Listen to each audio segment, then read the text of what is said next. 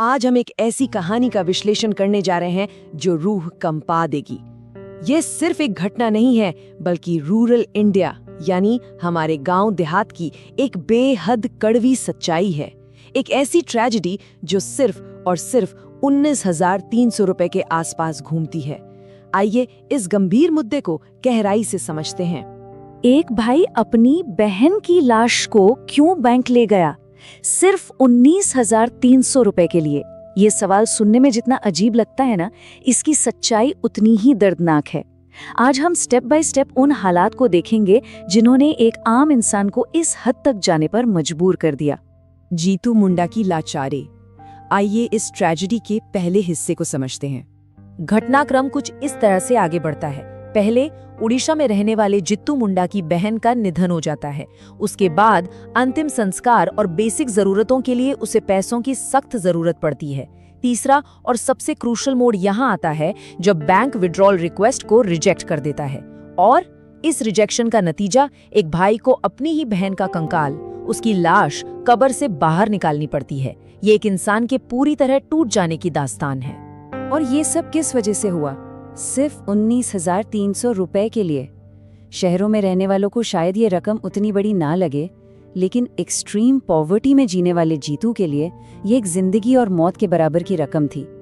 ये वही पैसे थे जो उसकी डिसीज्ड बहन के बैंक अकाउंट में जमा थे। कठोर बैंकिंग नियम। अब देखते हैं उस सिस्टम को जिसने इस घटना को जन्म दिया। एक तरफ हमारे डिजिटल बैंक की रिक्वायरमेंट्स होती हैं।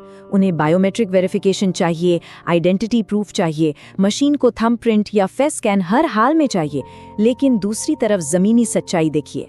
एक्सट्रीम पॉवर्टी, बेबसी और सबसे बड़ी बात, अकाउंट होल्डर की तो मौत हो चुकी थी। अब एक मृत शरीर का बायोमेट्रिक वेरिफिकेशन कैसे होगा? सिस्टम का कंप्यूटर तो सिर्फ एरर दिखाता है, पर काउंटर के उस पार खड़े उस मजबूर भाई की हालत को नहीं देख पाता। Reality of rural banking. ग्रामीण बैंकिंग का असली सच क्या है, ये जानना जरूरी है। जमीन पर हालात दरअसल बेहद खराब हैं। मेहनत मजदूरी करने वाले लोगों के फिंगरप्रिंट्स अक्सर घिस जाते हैं, जिससे बार बार आधार और बायोमेट्रिक मिसमैचेस होते हैं। रिमोट गांव में इंटरनेट कनेक्टिविटी और मशीन्स अक्सर फेल हो जाती हैं। ऊपर से लोगों में फाइनेंशियल अवेयरनेस की पूरी कमी होती है। उन्हें नहीं पता होता कि डेथ सर्टिफिकेट कैसे बनवाना है या नॉमिनी के राइट्स क्या होते हैं। और सबसे बड़ी बात, वहाँ जीरो सिस्टमिक सपोर्ट है। सिस्टम बस गरीब लोगों को एक काउंटर से दूसरे काउंटर तक भटकने के लिए छोड़ देता है। System versus human struggle. जब नियम इंसानियत पर भारी पड़ते हैं, एक बहुत ही जरूरी बात यहाँ उभर कर आती है। कठोर सिस्टम सबसे कमजोर लोगों को ऐसी एक्सट्रीम लिमिट तक धकेल देता है जिसकी कल्पना भी नहीं की जा सकती। इसका मतलब बहुत गहरा है। एक बार सोचिए, उस वक्त क्या गुजरी होगी जब सिर्फ एक नियम पूरा करने के लिए किसी को अपनी ही बहन की कब्र खोदनी पड़ी। ये एक्ट कोई पागलपन नहीं था, ये उस सिस्टम के अंधेपन के आगे एक लाचार इंसान की आखिरी कोशिश थी। तो आखिर जिम्मेदार कौन है? जवाबदेही किसकी बनती है? क्या गलती जीतू की थी या सिस्टम की? क्या उस अनपढ़, गरीब और बेबस इंसान को दोष दिया जा सकता है जो सिर्फ अपनी बहन के हक का पैसा मांग रहा था?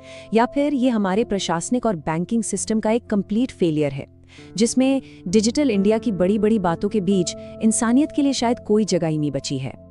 हमारी प्रोग्रेस की चकाचौंध के पीछे जमीन पर आज भी कई लोगों के लिए जिंदगी और मौत स्ट्रिक्ट बायोमेट्रिक मशीन्स के एरर्स में उलझी हुई है। ऐसी स्टोरीज सिर्फ न्यूज़ नहीं होती, ये सिस्टम की सच्चाई दिखाती हैं।